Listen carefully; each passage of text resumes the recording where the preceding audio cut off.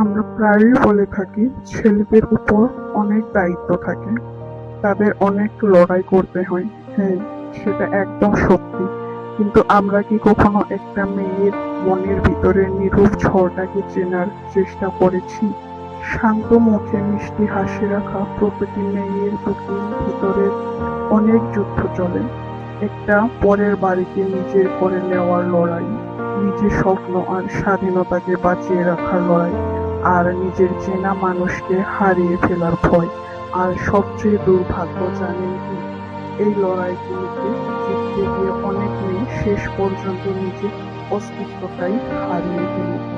একটি মেয়ের জীবন একটা সময়ের পর সম্পূর্ণ বদলে যায়। নিজের চেনা ঘর, চেনা মানুষ, চেনা বালিশ, সবকিছু এক নিমিষে ছেড়ে তাকে চলে যেতে হয় সম্পূর্ণ একটা নতুন পরিবারে। সেখানে গিয়ে তাকে সবার মন জুগিয়ে চলতে হয়, সবার পছন্দ অপছন্দকে নিজের করে নিতে হয়। একটু এদিক ওদিক হলে মানুষ আঙুল তোলে। নিজের কষ্ট, নিজের অভিমান বা বাপের বাড়ির জন্য মন খারাপ হলে নিজের চোখের জল লুকিয়ে হাসি মুখে সংসারের সমস্ত কাজ করতে হয়।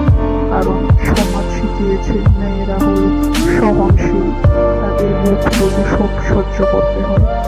আলমারির কোনো এক কোণে বইও জমায় সংসারের দায়িত্বের মাঝে নিজের ইচ্ছেগুলোকে প্রতিদিন গলা টিপে হত্যা করতে হয়। ওড়না বা শাড়ির আঁচলে নিজের স্বপ্নগুলোকে রেখে তারা শুধু পরিবারের সুখের জন্য বেঁচে থাকে। মেয়েরা ঘর বাঁধে, সংসার সামলায়, কিন্তু তার বদলে তারা বেশি কিছু চায় না। তারা শুধু চায় একটুখানি সম্মান, একটু ভালোবাসা আর একটুখানি মন বোঝার মতো একটা মানুষ। তার চায় না খারাপ হতে, পরিস্থিতি তাদের